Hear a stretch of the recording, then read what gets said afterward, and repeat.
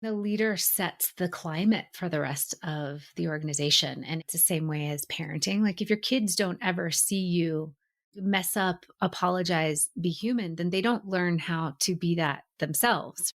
That's my next guest, Eliza Kingsford. Eliza has spent years dedicating her life to understanding how the nervous system works and believes that the solution to overwhelming environments and burnout lies in science. By listening to our bodies and paying attention to the signs they're sending, we can course correct and protect our mental health. As a licensed psychotherapist and author, Eliza helps others create breakthrough experiences by connecting with their bodies on a deeper level. She gives leaders the tools to put words to their senses and understand the shifting states that affect mood, productivity, and overall well-being. By doing so, leaders are better able to create a thriving business climate. So how does Eliza stay balanced in body and mind? By making zero excuses and evaluating her senses. I'm Nick Smrelli, and here's my conversation with Eliza. So I am, by credentials, I'm a licensed psychotherapist. I have been working in the field of body image and disordered eating, weight management for 20 years. I say by written credentials, but truly what I am passionate about and where my work has taken me, especially in the last few years, is diving into nervous system work, nervous system awareness, nervous system regulation, and the health and longevity of our nervous systems. And that has peppered all of my work and the lens from which I see people. You mentioned the fact that there was a bit of a shift in the last few years about becoming passionate about that. What was the impetus for seeing that as a pressing issue worth your time? I would venture to say many people have had a path similar to this. But when I got into psychology very young and went to grad school very young for psychology, it was about my own issues with body image and disordered eating and being so passionate about how to help others based on the passion from myself. And so I really immersed myself in that work and education. And I would say it was my own struggle with my experience with burnout and a burnt out nervous system that really helped me understand just how important, imperative it is for us all to understand what the nervous system is and how to work with it. So, very long story short, I had been recently promoted to the CEO of my company. I was in the middle of writing my first book with a decent book deal. I had a publisher and had deadlines, right? My daughter got diagnosed with a medical condition at 2 years old that required 4 surgeries, and she would be in a full body cast for 4 months. And like I said, I was kind of stepping into the CEO of running a company, and all of that was happening at the exact same time. And all I knew at the time was just to keep going, right? Just keep going, just keep doing what you do and step up to the occasion, and you can do it and get through it. And while outside looking in, you may have thought that that worked, where it ended up really coming out was in some physiological changes, some psychological issues. My adrenals were having trouble working. I was having brain fog and fatigue. I couldn't remember things. It was hard for me to keep track of things. While I was, quote, managing, my body was telling me that I wasn't managing at all. And I feel like that is the message that we send so often is rise to the occasion. Just keep doing it, right? You'll figure it out. And while you might figure it out, there are consequences in other places in your body and in other places in your life. Maybe it's relationships. Long story short, my own issue with what happened at my level of burnout got me thinking about this next level of work that I was doing with my own clients and in the field that I was working in, and how their own nervous system burnout might be getting in the way of their success or what they wanted without them even knowing it. And it led me down a beautiful rabbit hole that I am deeply passionate about today. I think there's such a reality. Obviously, your experience is unique compared to many others, but at the end of the day, this idea of managing inputs to a system that is just not designed for the volume of input. And whether that input is the anxiety and stress that comes along with a sick child, or merely just the inputs of having a device on you 24/7, or the inputs of the pace that we're living our life at. I guess, what are you seeing in the market across your subset of vision, and how is that manifesting itself in real life? How are people acting now that perhaps is a bit different now that these volume and magnitude of inputs continues to grow? If you'll bear with me for a moment, because I think it's fascinating. The parts of our vagus nerve system were developed hundreds of millions of years ago. The oldest part of our vagus nerve was developed 500 million years ago. And then another part was developed 400 million years ago. And then our quote, newest part was developed 200 million years ago, our ventral vagus, part of our vagal nerve system. And the reason why I say that is if you put that into perspective, let's talk about just sort of agriculture or the industrial revolution. That's within the last, 100 years, 115 years, compared to a system that was built hundreds of millions of years ago. We've had this massive influx of inputs from all areas, right? The access to information, the ability to stay up later because we have the light bulb and now we can stay up. Whereas before you had fire or you didn't. So you went to sleep, right? We have access to information. We have access to email. The internet in the late 90s, early 2000s exploded it to another level. And it's moving very quickly. The amount of inputs that we have coming into the brain to a system that is hundreds of millions of years old. It is not equipped. It's not set up to deal with the onslaught of these inputs. And we don't know that. So we just keep barreling through it. We assume that we can just take on more. And don't get me wrong, there's beautiful things that have come out of technology, obviously, agriculture, the Industrial Revolution. But if we don't take the time to pay attention to the things that our system does not have the capacity for, it's almost like you've got your foot on the gas and the brake at the same time. And eventually that system wears out. It might not wear out right away. Maybe in your 20s, it doesn't wear out. For me in my 20s, maybe even early 30s, it didn't wear out. But by the time we get to later in life, we're seeing things, right? Like diabetes and heart disease and cancer and autoimmune disorders and anxiety and depression and suicide rates. All of these things are climbing, in my view, because we are unaware of the ways that we can pay attention to the health of our nervous system as we go along. And I believe if we don't learn how to do that, that we're a system of human beings that will implode on ourselves. We will see something that the inversion rate will look like we have to do something different. Otherwise, we won't survive. So I feel like the body is good in some capacity at relaying that back to your consciousness. But oftentimes it's coming in the form of a scream, where it has manifested itself in an autoimmune disorder, or it has manifested itself in severe mental health disorders. But to others, it could be a quiet whisper at this point with the opportunity for it to become a scream later down the road. Tell me a little bit about signs that your nervous system may be taxed and an opportunity that you have at this point to make some fundamental changes. You said you feel like the body is pretty good at letting you know. And that piece is really important because the truth is, it's not just pretty good at it, it is designed to let you know. And the issue, the body itself, the physiology is designed to let you know. It's called neuroception. The bundle of nerves in your vagus nerve is scanning the environment inside your body, outside your body, and between. So, like between you and I, right? In between people. So, inside, outside, in between. Your body is designed to scan the environment for this information and send you cues. I call them check engine lights, to send you little signals to tell you, am I in safety or am I in danger? Your body is designed that way. Hundreds of millions of years ago, that system was set up. The problem is that our cognitive system, the brain, can override those cues. And I shouldn't even say override those cues. What I really should say is that we are not trained to learn to listen to our neuroceptive cues. We're not trained. We should be trained, and some children are, from a very, very early age to listen, to pay attention to those neuroceptive cues, because those neuroceptive cues are always giving us signs of safety and danger. And when we learn to pay attention, it will tell us what the next step is. It's our internal roadmap.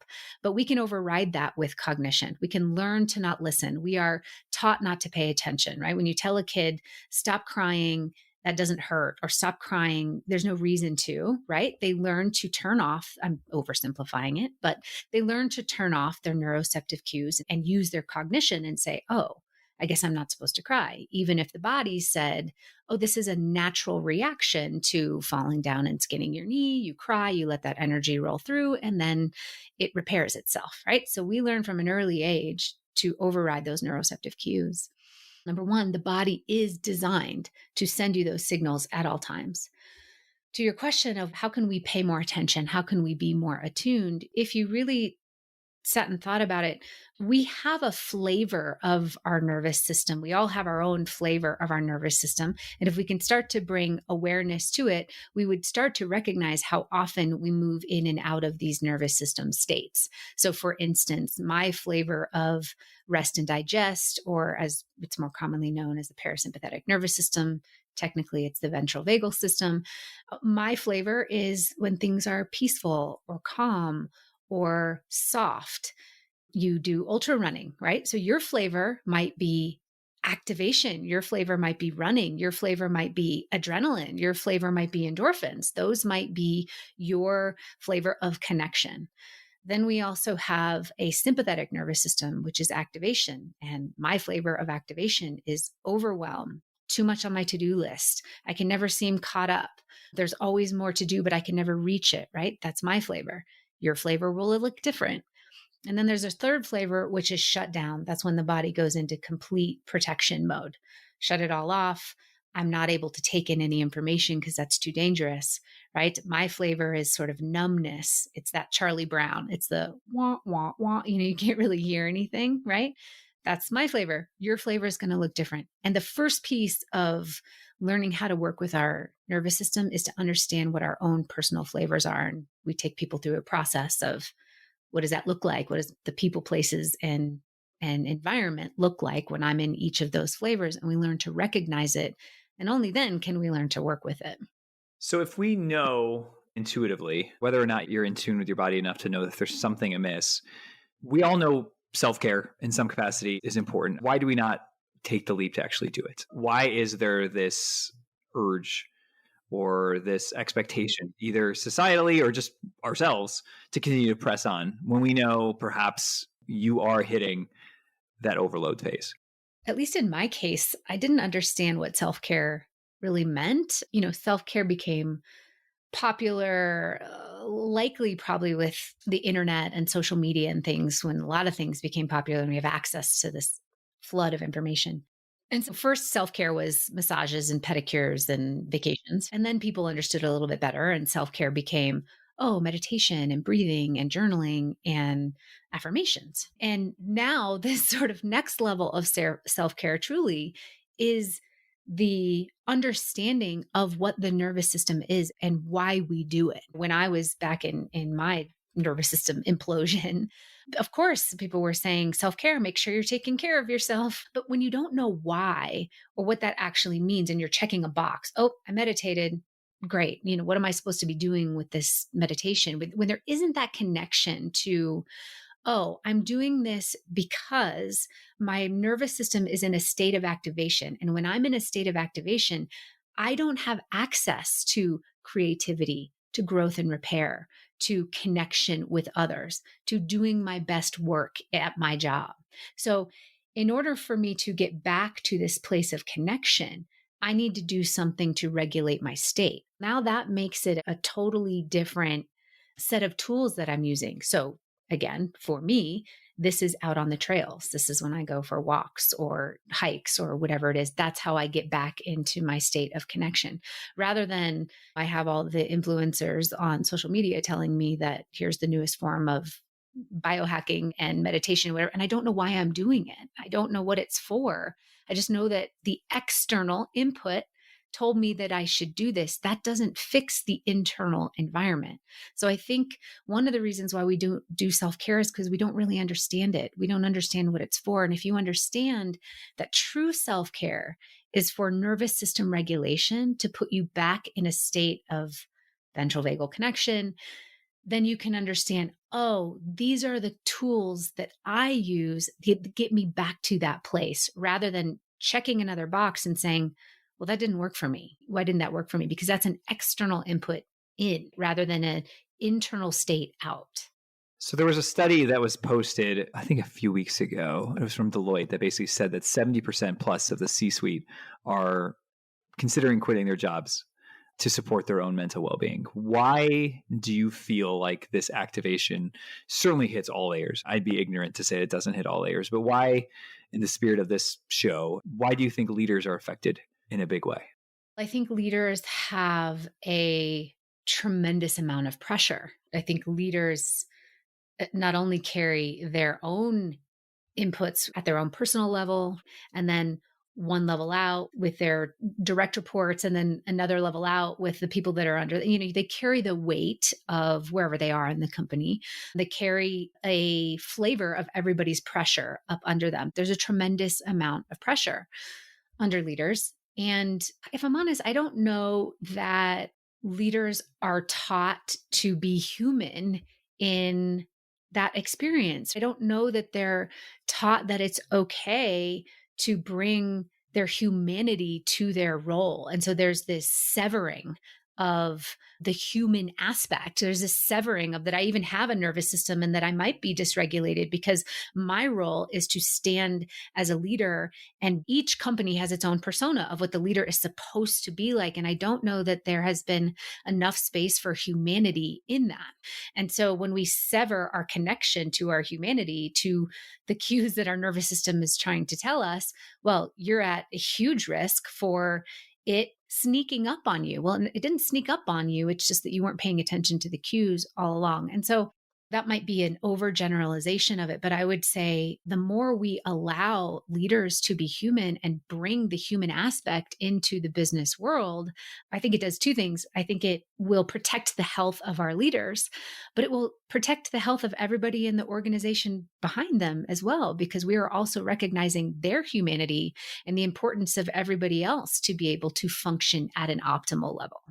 That's such a good point. And I think you're spot on, especially now more than ever, where I think there's two factors at play. There's a lot of external factors that are hitting our employees. And as a result, I think as a leader, you want to be the strength on behalf of your team. And thus showing humanity implies, as all humans are, imperfect and have some of those doubts or have some of those feelings. And so I think leaders somehow feel like they have to take on now the burden of all these external forces, whether they're related to the organization or not. I think that plays out in a really big way. So I think you're spot on when you say that just as leaders, either we're not taught it or don't feel like it's possible. And yet when I look at my peers, I look at the ones that are excelling, especially in the last, let's say 2 years, it's those that do bring the humanity to it and they are comfortable with it. And frankly speaking, they've excelled too. And I love the fact that you said it's not only good for the leader, but it's also good for the rest of the organization. The leader sets the climate for the rest of the organization. And it's the same way as parenting. Like if your kids don't ever see you mess up, apologize, be human, then they don't learn how to be that themselves. And so I think the same thing happens in organizations. I experienced it in my own organization years and years ago before I took on the leadership role, where the leader would say, there's time and space for you all to take care of yourselves, but you never saw him doing that. It was, he would email at 2 a.m. and if you didn't email back, then there was this pressure on. That creates a place of a lack of psychological safety in the workplace. If you're saying one thing but doing another, then people are just like kids. People are watching what you're doing, not what you're saying. And so I think if leaders learned how to bring this humanity to who they were, not only am I saying, ideally, hopefully, the productive and right things, but I'm also doing those things. I shut my phone off at 7 p.m. and I'll wait to email you in the morning unless it's truly important. And in the email, I say, you know what, don't get till this until tomorrow. I just needed to get it off my chest. And then you send the email, and without the expectation that someone will have stayed up all night getting back to you. Like, we have to be human rather than just talk about humanity and say, I care about your well-being. We have to be well-being. We can't just talk about it. No question.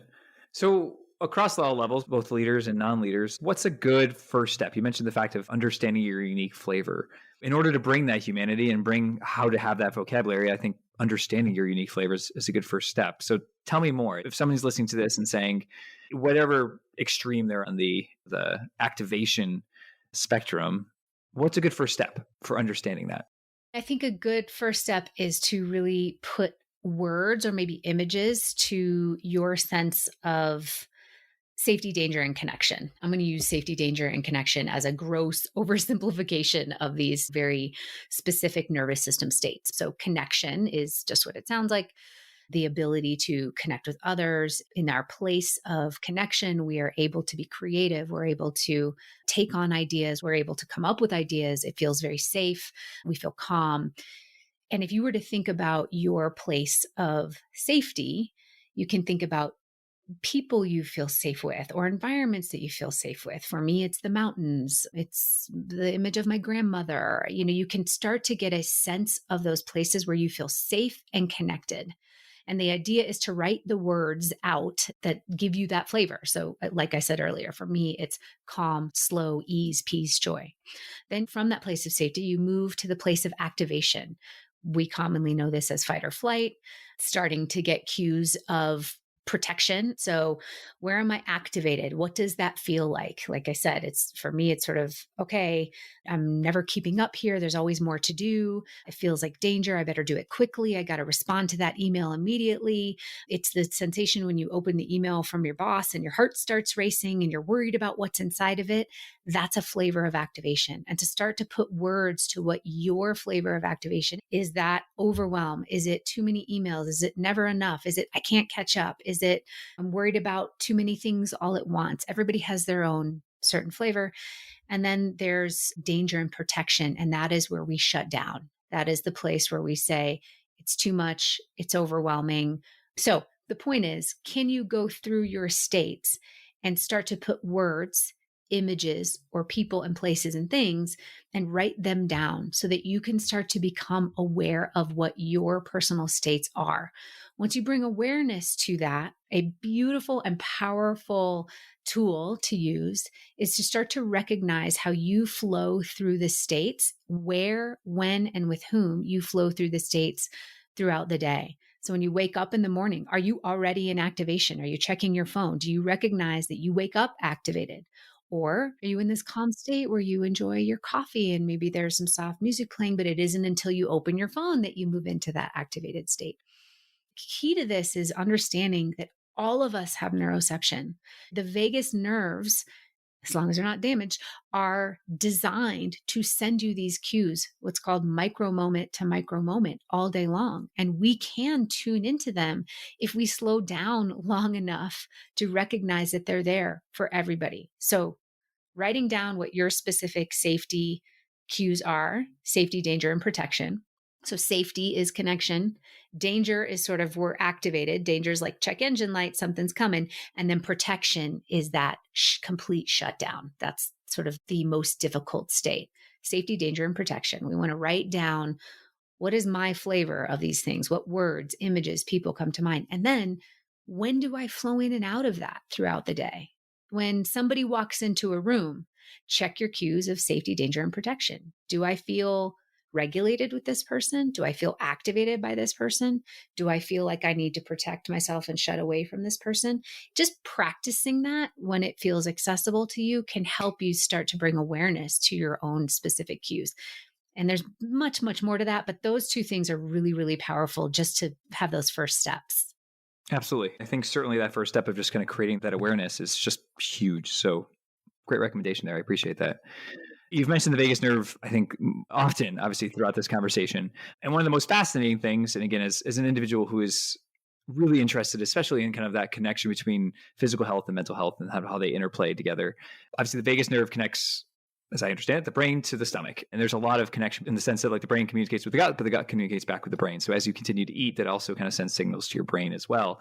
Talk a little bit about how food plays perhaps into this activation and what perhaps steps can be done around food or even perception of food or mistakes people make around food that perhaps now interplays or exacerbates the situation even further. Yeah. Oh gosh, there's a lot to that. And yes, you're correct that there is vagal nerve signaling from the gut to the brain and the brain back to the gut. But what most people don't know is that about 80% of the signaling comes from the body to the brain. Only 20% of it comes from the brain to the body. And so if we're not learning to listen to what's called those afferent cues from the body to the brain, then we're missing most of the information. And what I will say is there's so much to say about the way the food plays into this, but I think where most people are struggling with food as it relates to nervous system awareness is that all of our behaviors, all of our thoughts, every action we take, everything that we say is in service of our survival. So everything that you do right now or don't do is because your body thinks that it's safer to do it or not do it. And so we have millions of people who struggle with food every day, and they take external in approach to it. We start the new diet or the new trend or the whatever it is to manage our external inputs, being the food. When in reality, our drive for food, our drive for the type of food, for the amount of food, for the quantity of food comes from that afferent signaling inside out. Your body believes that whatever patterns of behavior you have around food is meant for your safety and survival. Now, like I said, there's a lot of pieces to this. There's, the processed food industry and inflammation and all those kinds of things. But if I'm going to oversimplify this, it's important for people to understand that we struggle so much with food in large part because we don't realize that all of our food choices from our nervous system perspective are in service of our survival. And we try to muscle our way through all of these changes, starting behaviors or stopping behaviors, when in reality, if we were to work with this, what's called afferent messaging from the body to the brain, it would be so much easier. There's so much more peace to it. There's so much more. You mentioned the word intuition. There's so much more intuitive messaging going on when we learn to work with the nervous system and the cues that it's telling us. A lot of our food choices are made as a protective mechanism to the nervous system, a way to calm it down, a way to make us feel better, a way to turn down our threat response system. So food is a complicated issue for sure. Well, maybe we'll have to have another show where we get a little bit more in depth on food. Yeah. Well, we're hitting the end of our conversation time, but any other final thoughts? Again, we touched on a lot of issues at a very light level. Is there any other thoughts that, as you're sitting here right now, that are worth sharing perhaps with our audience? And maybe we'll tee up an Eliza part 2 at some point. Would love it. We'll do a part 2. I will just say that while some of this might sound challenging, or like you said, we touched on a lot of this on a light level, my passion about bringing the science to it is actually really to let people know that everybody has access to this. Working with the nervous system and understanding it and being aware of it is available to everyone. So while some of the background and teaching can feel a little dense or heavy, truly the way that we work with it is accessible to everyone. We all have the opportunity to work with and be aware of and regulate our nervous system. And maybe that's our part 2, is sort of how to do that, put it into day-to-day practice. But I would hate to leave people thinking, whoa, those are really complicated concepts. And, my nervous system is already taxed. I don't have time for that. This stuff is available to everyone at any time, whenever you're ready. It's a good way to end. I appreciate the time. I appreciate the insight. I love how you bring science into this idea. So thank you for coming on. The final question is, if people like what you're saying, how can they find you or follow you or hear from you? Hopefully I've made it easy. Just elizakingsford.com. All of the information is there. There's a bunch of freebies, some videos to watch. You can follow me at Eliza Kingsford anywhere, Instagram, Facebook, easy to find me, and would love to connect. Would be happy to hear from you. Have you joined our Zero Excuses community at LinkedIn? You'll get connected to other business leaders achieving amazing things while staying grounded to their values. Simply search Zero Excuses and you'll find us.